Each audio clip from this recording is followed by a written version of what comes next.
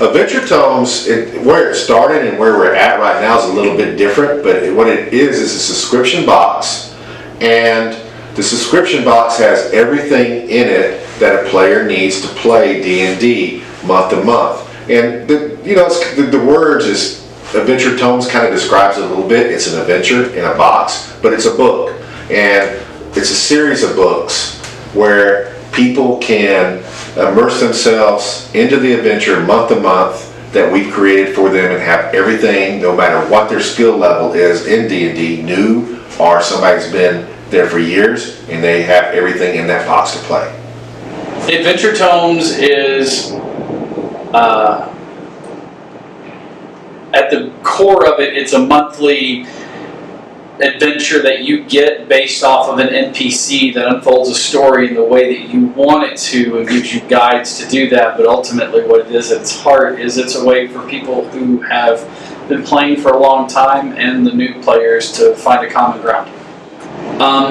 As the writer for the adventures and a storyteller in and of myself, there's going to be an opportunity for you to do world building. You're going to see it unfold as you play. You're going to be able to insert these adventures into your own homebrew. And the great thing is that they're standalone, but they're also overarching. And I think that that's a really key thing, is that you want something that's modular, so you can play individual pieces, but also something that carries on. We all get excited when we get to the end of the book, but there's also that letdown or that come down that you have when the adventure's over with. This is a constant build and build and build, and I like that idea because you start to get excited for the next part of the story.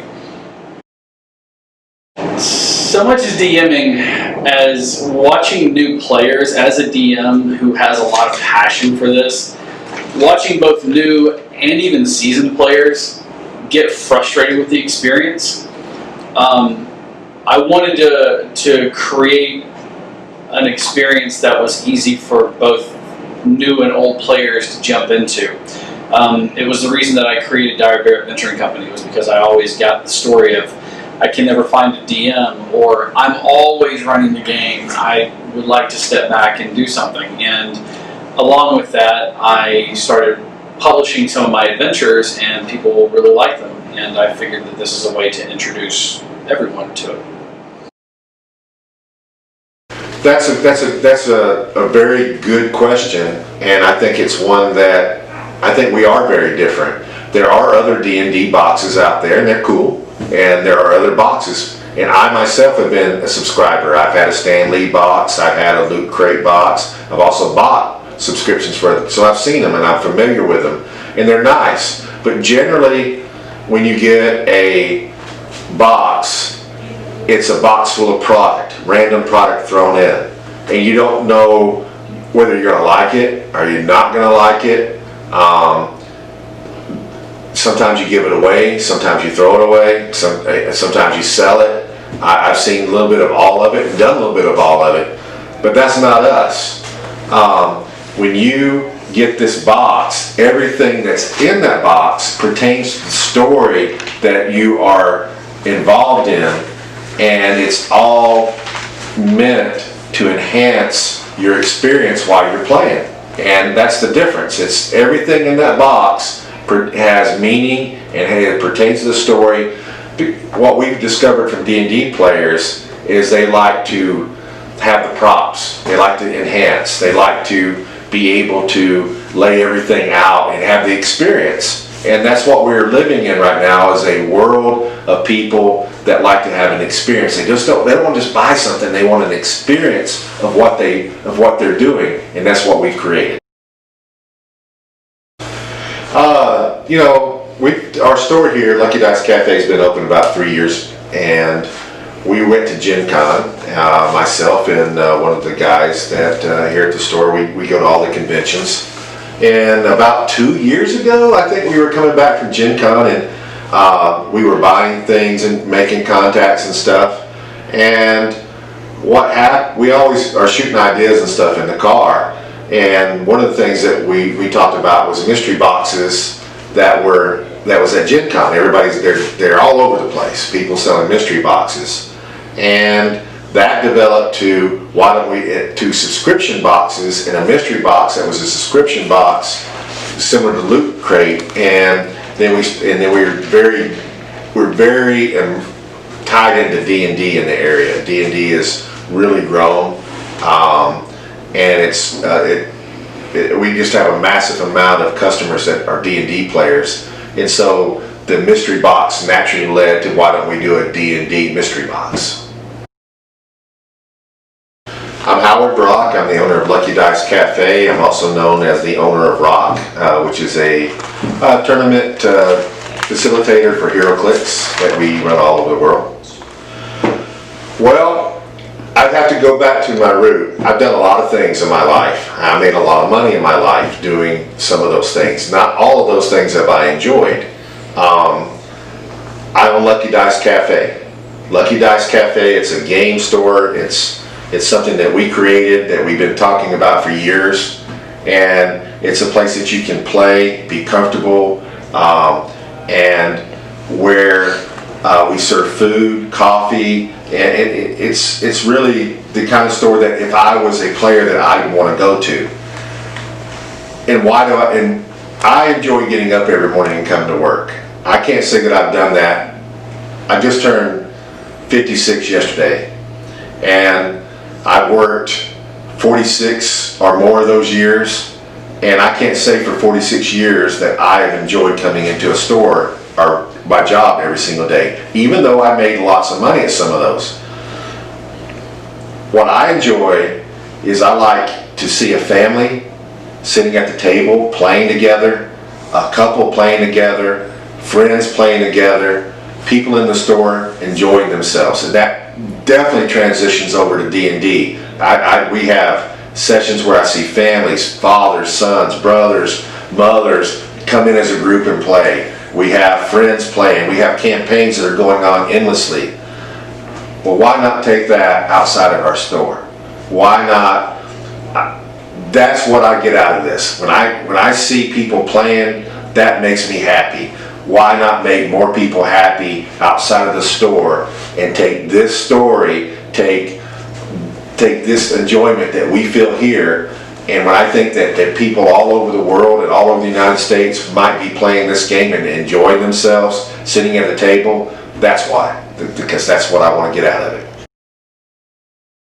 Hi everyone, my name is Heath Halbrooks. I am the owner-operator of Dire Bear Adventuring Company. Dire Bear Adventuring Company is a professional GM/DM service. We basically run tabletop role-playing games for people, from Dungeons & Dragons, Pathfinder, Call of Cthulhu, you name it, we run it for people. This is my 30th year of running tabletop role-playing games. I got started when I was a teenager, back in the early 90s, like literally 1990, and I've been running games ever since. My name's Kevin Stokes, and I've been a comic book artist pretty much as long as I can remember, since I was a kid, drawing everything from Garfield to Ninja Turtles to Superman. And have worked for a little bit for DC, worked for Stan Lee on the Guardian Project, worked for Pathfinder, Green Ronin Publishing under Mutants and Masterminds role-playing game, and I've always loved comics and illustration. Well, there's so many great people out there, but when I think of fantasy work, I still think of Frazetta. You know, Frank Frazetta has always been a big influence on me. So between them and the animation field of Disney, as well as great comic artists like Jim Lee, John Buscema, the Conan stuff, McFarlane, Keown, Al Williamson. There's so many great people that were influences on me. I feel like I've always got like an animated feel to it, but my style kind of varies depending on the project. In this case, I'm going more of a pencil kind of graphite look. Which has been a little bit more of a difficult feel. I'm doing everything digital these days, so it's been a combination of learning a new tech and getting the feel for each project. But in this particular style for adventure tomes, it's more of a graphic or graphite kind of classic feel is where I'm going. This is the logo for adventure tomes. Again, one of the pieces that I normally would have not been given the chance to do if I wasn't doing this particular project. Because comic book stuff, you usually either pencil or inks and you're done. With this, I can play with the colors and trying to attract people's eyes through a logo. And so it's a lot of fun with the gems and the ivy and it was a great design piece, I feel, for the logo for Adventure Time. My loftiest of hopes is to see this world that we've built become a campaign setting in a book, to see the characters that you guys will come across become legends in and amongst all of you. I want to see this translated into other gaming systems. While my passion is Dungeons & Dragons, I love Pathfinder too, and I love the Genesis systems, and I would love to see this translated into those systems and just grow and blossom from there. Well, Adventure Tomes, right now, I think there's a few things that we would like to do with it. One, it's an ongoing adventure that we hope goes on forever, and we're creating a world for D&D players. It can be used in other modules, but I think that it doesn't target some of those modules. We'll just say the other biggest one would be Pathfinder. I think that at some point we'd actually would like to start another mystery box that was targeting just Pathfinder. Also, we want to be able to offer everything. What's going to happen is when we're successful, 2 or 3 years down the road, people are going to jump in, they're going to want back issues, or they're going to want to see get things that we've already produced, and we'll have a store and they'll have the ability to get those things.